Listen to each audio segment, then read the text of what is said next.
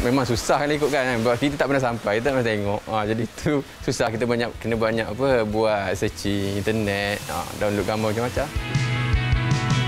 Bahan yang kita gunakan kayu, besi dan fiberglass. Cat adalah cat yang memang untuk marine grade. Mengikut apa pembuatan boat fiberglass sekarang. So standard itu kita pakai. Jarak daripada kawasan terumbu karang pun lebih daripada 50 meter.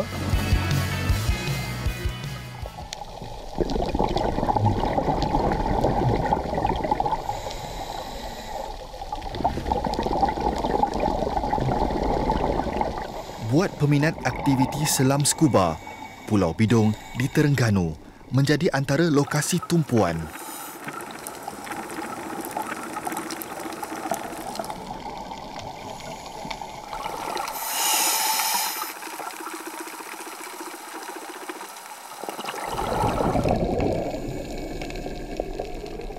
Dunia sunyi di bawah gelombang dengan hidupan dan terumbu karang yang pelbagai, umpama suatu alam berbeza yang mengagumkan.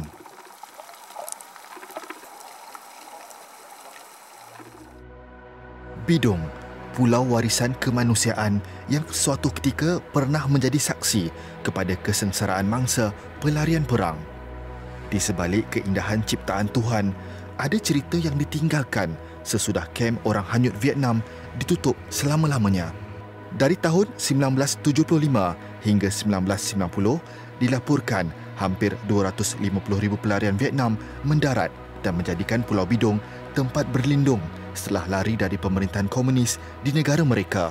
Jasa Bidong sebagai pulau penyelamat kini akan mendapat signifikan baharu bertaraf ASEAN. Dalam usaha membangunkan kembali sektor pelancongan dan kebudayaan tempatan selepas berdepan dengan pandemik COVID-19, Kementerian Pelancongan, Seni dan Budaya (MOTAK) melalui Tourism Terengganu proaktif dalam merancakkan kembali aktiviti selam skuba di negeri Terengganu. Dan bersempena seminar pemeliharaan dan perlindungan warisan budaya dalam air ASEAN, Pulau Bidong dengan keunikan tersendiri telah dipilih sebagai lokasi yang sesuai untuk melaksanakan projek pertama mercu tanda mini ASEAN di bawah laut atau singkatannya AUMIL. Sebelum ni kita dah ada monumen-monumen lain yang menggambarkan kebudayaan negeri Terengganu, dan juga kita ada kora-kora yang cukup baik dan terpelihara di Pulau Bidong ini, yang mana menjadi pelengkap kepada aktiviti menyelam skuba untuk datang ke negeri Terengganu lah. 11 monumen unik tukun rekreasi ini juga diyakini menjadi produk pelancongan budaya terbaru bukan sahaja untuk penyelam skuba tempatan, malah dari seluruh dunia. Kampung Tok Badir, Bukit Payung, Kuala Terengganu. Kepakaran dan kemahiran anak tempatan jelas kelihatan dalam penghasilan 11 replika mercu tanda dari negara ASEAN ini. Hanya 3 bulan masa diambil untuk menyiapkan monumen walaupun berdepan kekangan ketika tempoh kawalan pergerakan. Berbekal pengalaman menghasilkan arca dan monumen selama 10 tahun, cabaran ini berjaya ditempuhi pembuat replika Muhammad Najib Muhammad Don. Mula-mula terkejut lah kan. Sebab, yelah, benda yang kita tak pernah tengok kan. Memang kita biasa dah, projek-projek yang laut tu kita biasa buat dah. Tapi ASEAN ni dia melibatkan nama ASEAN kan. Jadi kita rasa bertanggungjawab besar nak buat benda-benda semua ni. Monumen-monumen ni. 11 monumen ini memberi 1001 cabaran. Setiap daripadanya mempunyai perincian tersendiri yang tidak boleh dinafikan. Cabaran yang paling ketara ialah untuk mencari keseragaman saiz secara keseluruhan. Banyak jenis susah lah. Macam ni susah dia besar. Besar, berat, dengan pattern yang macam Singapura tu bentuk benda hidup, singa kan. Jadi bergantung pada bentuk lah kan, bentuk satu benda tu. Kalau benda yang kita boleh senang nak dapat maklumat, jadi senanglah kita nak buat. Memang susah kan ikut kan. Sebab kita tak pernah sampai, kita tak pernah tengok. Jadi tu susah, kita kena banyak buat searching internet, download gambar macam-macam.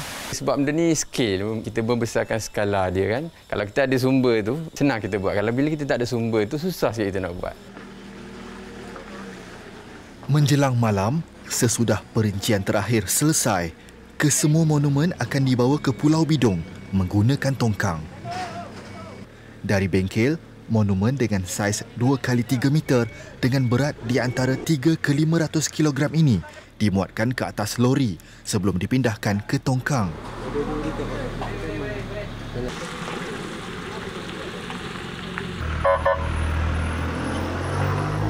10 minit perjalanan dari bengkel ke Losong, lokasi tongkang berlabuh.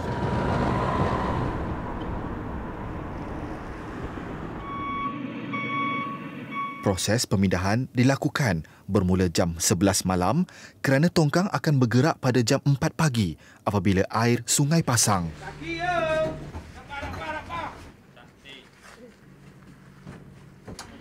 Okey, jalan. Ya. 5 jam kemudian, tongkang membawa 11 monumen bersejarah ini tiba di perairan Pulau Bidong. Proses menurunkan monumen ke dasar laut telah dipertanggungjawabkan kepada Baharim Mustafa, pegawai sains dan pasukan penyelamnya dari Universiti Malaysia Terengganu UMT. Pada tahun 2018 kami buat proposal bersama dengan Jabatan Warisan, dihantar kepada Kementerian Pelancongan HQ Putrajaya, dan pada tahun 2019 lulus. Sebenarnya hanya seminar sepatutnya dilakukan di Pulau Bidong. Tapi pihak kementerian telah menambah sedikit peruntukan untuk kami buat projek mini gallery. Setelah dibincangkan dengan peringkat ASEAN, Sekretariat dia minta kita jadikan dia Asian Underwater Mini Landmark. So kita gunalah AUMIL tu. Mengambil masa setengah hari, proses menurunkan monumen yang memerlukan kerjasama dan komunikasi yang tepat di antara 3 penjuru akhirnya selesai. Melepasi titik kritikal dalam keseluruhan proses, kesemua monumen kini sedia untuk disusun atur mengikut ketetapan.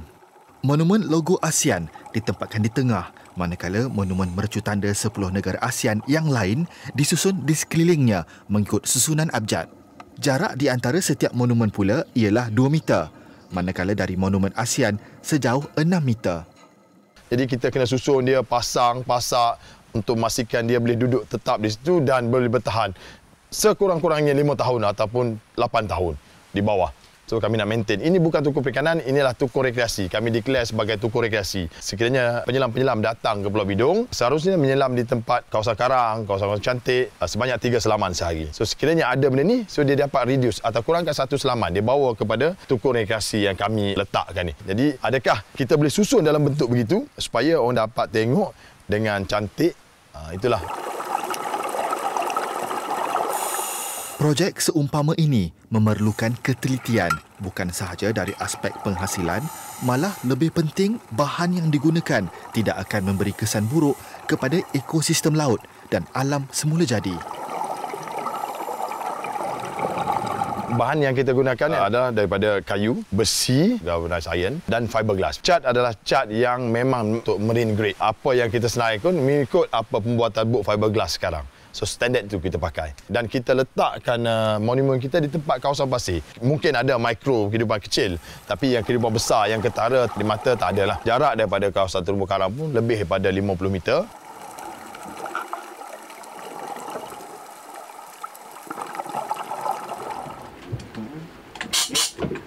Baik, setelah 5 hari, bermula dari proses pemindahan, menurunkan dari tongkang dan kemudian pemasangan di dasar laut, akhirnya First ASEAN Underwater Mini Landmark ataupun AUMIL telah siap sepenuhnya.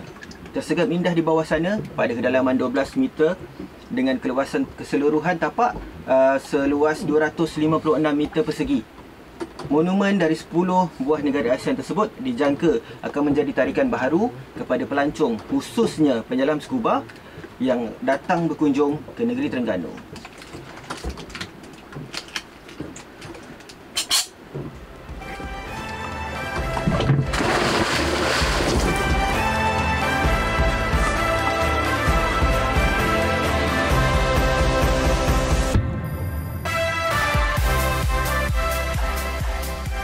Menghampiri kemuncak, projek ini turut menerima kunjungan Datuk Seri Nancy Shukri, Menteri Pelancongan, Seni dan Budaya. Keterujaannya terhadap hasil projek ini memberikan keberanian kepada diri beliau untuk turun menyelam bagi melihat sendiri hasil projek tersebut. Gabungan di antara warisan dan budaya serta sukan selam scuba ternyata sesuatu yang unik dan berupaya untuk menarik perhatian ramai ke negeri Terengganu. Saya yakin tapak AUMIL ini pasti akan menjadi warisan kebudayaan bawah air negara. So, ia meliputi beberapa negara, ada 10 negara. Dan dari situlah bermulanya aktiviti pelancongan. Scuba divers itu memang berminat. Mereka pun nak cari produk-produk baru. Dia pergi diving taklah nak tengok coral saja, tapi inilah satu keistimewaan. Jadi ikon, mereka akan pergi ke situ untuk mengambil gambar. Itu juga menjadi cara untuk mempromosikan negara kita.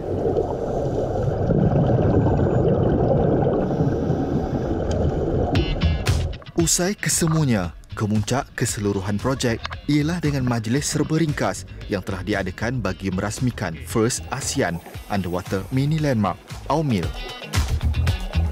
Selain menggalakkan usaha memelihara dan memelihara warisan budaya bawah air, AUMIL juga akan memupuk penghargaan budaya yang lebih tinggi di kalangan masyarakat ASEAN. Di semua pulau-pulau kita masih terpelihara, sebenarnya masih banyak tempat-tempat yang menarik, terutamanya kora-kora yang cantik lah. Tapi dengan apa yang dibuat pada hari ini, merancak dan meningkatkan lagi lah. InsyaAllah lepas ni kita akan promosikan tempat ni khususnya kepada diver-diver di seluruh dunia, bukan sahaja di ASEAN. Untuk pelancong asing, memang tak asing lagi di pulau-pulau kita yang cantik lah. InsyaAllah Bidung akan menjadi satu tarikan baru untuk pelancong-pelancong untuk datang ke sini.